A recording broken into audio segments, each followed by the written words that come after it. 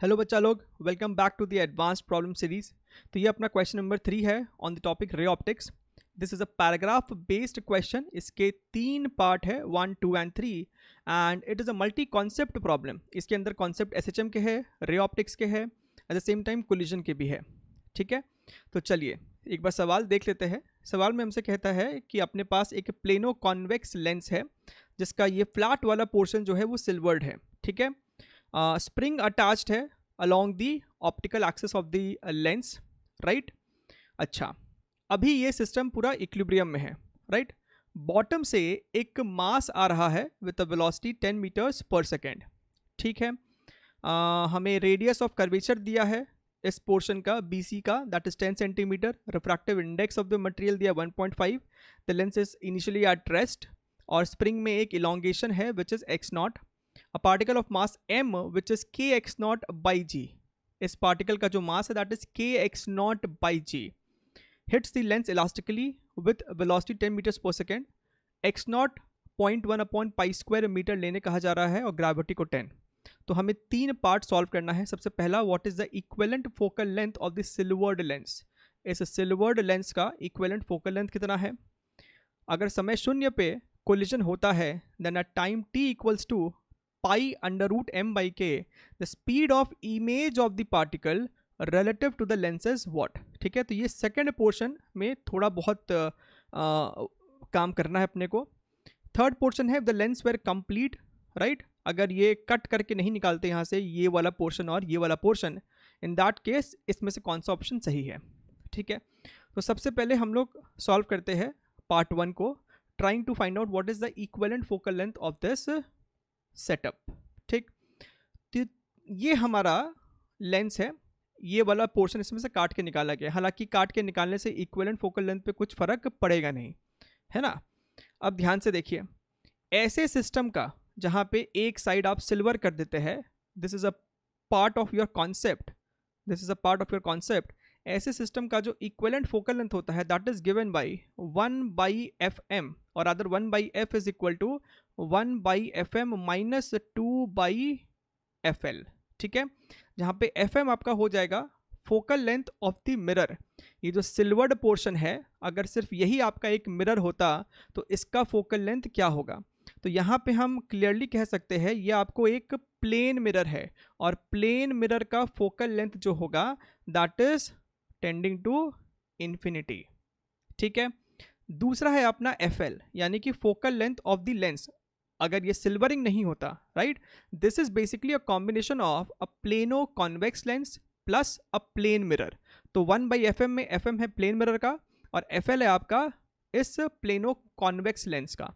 सबसे पहले हम ये 1/fl सॉल्व कर लेते हैं, है ना। हमारे पास फॉर्मूला है 1/fl is equal to mu minus 1/r1 minus 1/r2।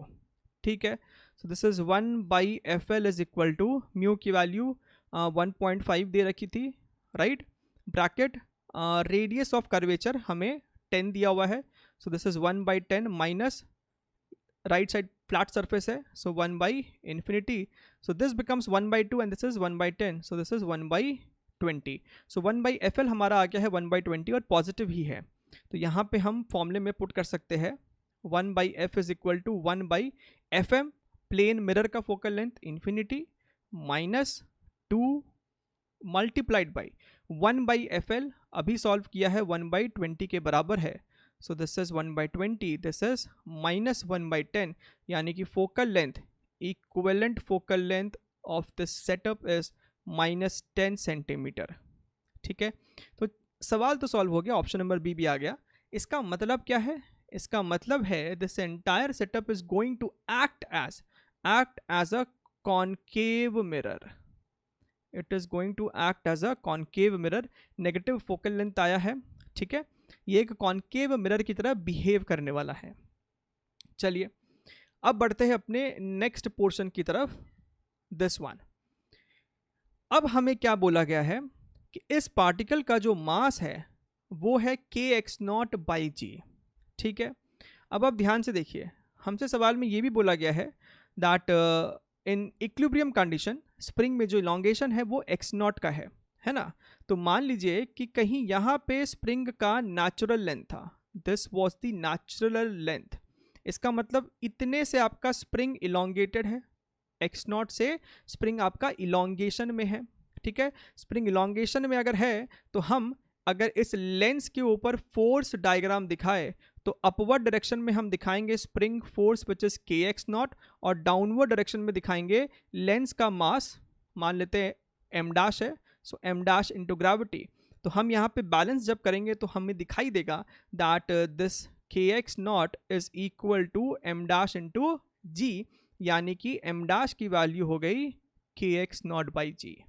इसका मतलब ये पार्टिकल का मास और ये लेंस का मास सेम है, दोनों सेम मास का है। तो हमें यहाँ से बस यही इंफॉर्मेशन चाहिए था, बाकी और कुछ नहीं चाहिए हमें यहाँ से, राइट। तो हमें ये पता चल गया कि दोनों का जो मास है वो सेम है। अब क्या होगा, ये पार्टिकल इसके साथ आके कोलाइड करेगा। हमें पता है कि अगर हेड ऑन कोलिजन होता है between two same mass body and that two elastically, है ना, इलास्टिक कोलिजन है, in that case they just exchange their velocities. इसका मतलब जस्ट आफ्टर कोलिजन ये वाला पार्टिकल तो रेस्ट पे आ जाएगा और ये जो लेंस है इसके पास अपवर्ड डायरेक्शन में एक वेलोसिटी 10 मीटर्स पर सेकेंड आ जाएगी, ठीक है। Okay, so this is the situation. Lens के पास जस्ट आफ्टर कोलिजन लेंस के पास अपवर्ड डायरेक्शन में वेलोसिटी है 10 और ये पार्टिकल रेस्ट पे है। Now this is t equals to 0। हमसे तो स्पीड ऑफ इमेज पूछा गया है इस पार्टिकल का, ये जो इक्विवेलेंट कॉन्केव मिरर है, राइट। स्पीड ऑफ इमेज इस मिरर में पूछा गया है at t equals to pi under root m by k। तो हमें ये पता करना होगा कि इस समय पे, इस टाइम पे लेंस कहाँ है, ये पार्टिकल कहाँ है और दोनों का रेस्पेक्टिव स्पीड क्या क्या है, किस डायरेक्शन में है, ठीक। अब यहाँ पे देखिए आप, ये जो स्प्रिंग मास सिस्टम है इसका टाइम पीरियड हो जाएगा आपको 2 pi under root m by k, ठीक है। अच्छा, ये आपको मीन पोजीशन है, ये इस लेंस का मीन पोजीशन है, सही बात है। मीन पोजीशन से अभी ये अपवर्ड डायरेक्शन में अपना मोशन स्टार्ट किया है। इस पूरे सेटअप का जो एक ऑसिलेशन का टाइम पीरियड है that is 2 pi under root m by k, और हमसे पूछा जा रहा है सिचुएशन और location of the lens at this time. तो ये तो आपको टाइम पीरियड का हाफ है, this is basically t by 2। इसका मतलब इतने टाइम में ये पूरा जो सिस्टम है वो आपको ऊपर जाके दोबारा से अपने मीन पोजीशन पे होगा, right. Which means eight this time ये जो लेंस है वो अपने मीन पोजीशन पे है, बट 10 मीटर्स पर सेकेंड अब डाउनवर्ड डायरेक्शन में है, 10 मीटर्स पर सेकेंड अब डाउनवर्ड डायरेक्शन में है। आई होप यहाँ तक की बात आपको एकदम क्लियर है। ये टाइम पीरियड आपको, ये जो टाइम है ये टाइम पीरियड का आधा है, यानी कि हाफ ऑसिलेशन तो वो एक्सट्रीम पे जाके दोबारा से अपने मीन पोजीशन पे आ चुका है, ठीक है।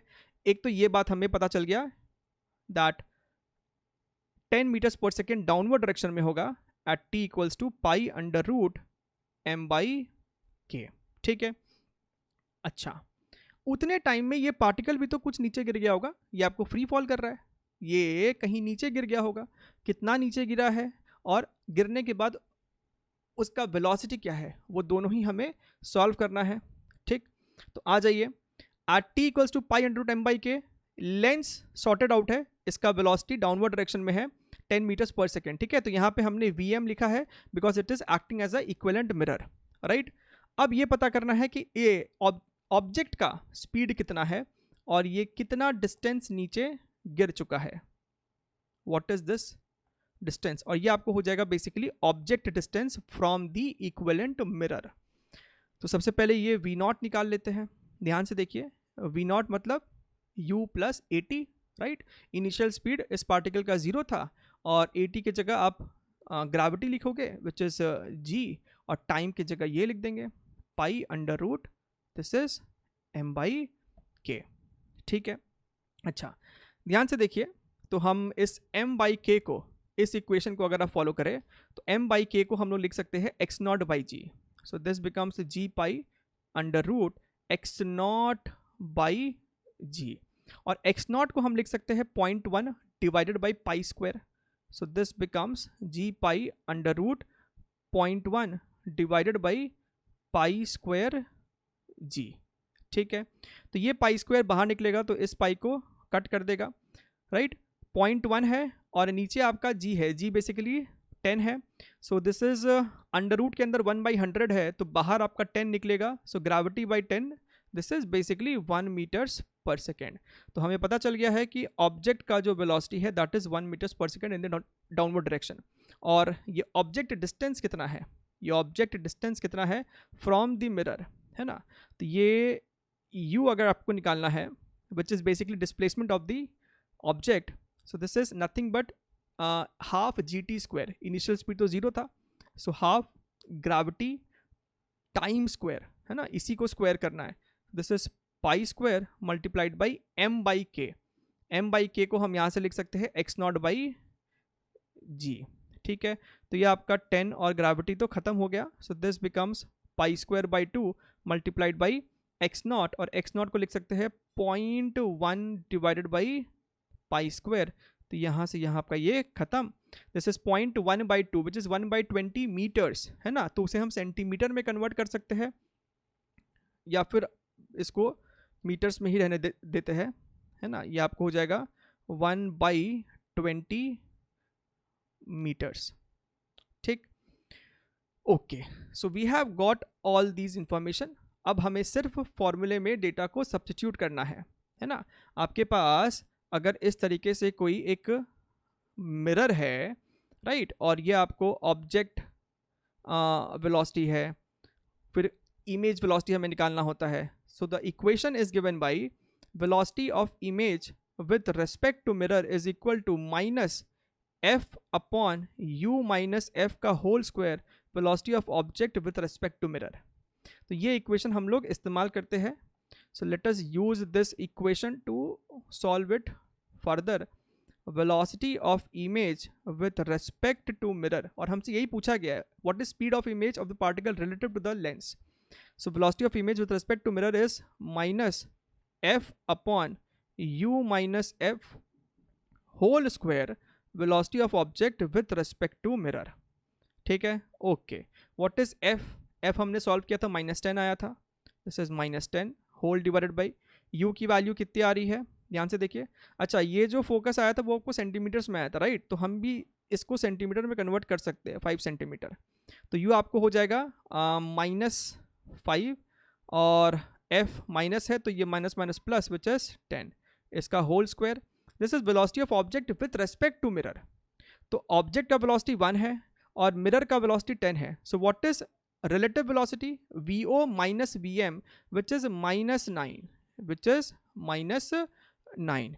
तो ये माइनस आपको plus, so this is 9 multiplied by, और यहाँ पे कितना है, this is -10, this is +5, so basically -2 का whole square which is 4, so this is 36 metres per second, and this is your option number B.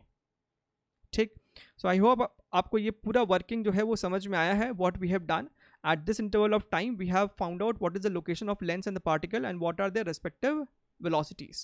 ठीक, अब जो इसका थर्ड पार्ट है वो फेयरली इजी है, इसमें ऐसा कुछ ज़्यादा है नहीं। If the lens were complete as this much, अगर ये पोर्शन पूरा कंप्लीट होता, यहाँ पे भी आपको लेंस होता, मटीरियल होता यहाँ पे, right, the image velocity will be मोर। तो इमेज वेलोसिटी कम या ज़्यादा ऐसा कुछ नहीं है, जो था वही रहेगा। एक चीज़ जो फ़र्क पड़ेगी that is intensity of the image. Image will be more intense, image will be more intense because now more amount of light will be used. अब ये पोर्शन से भी आपको लाइट यूज होगा to form the images, to form the images. तो जितना ज़्यादा light आपको यूज होगा उतना ज़्यादा वो इमेज इंटेंस बनता है। ठीक है, तो इस पोर्शन का जो answer that is option number C. Okay, तो चलिए ठीक है, हम लोग मिलते रहेंगे ऐसे सवालों में, तब तक के लिए टेक केयर, बाय बाय।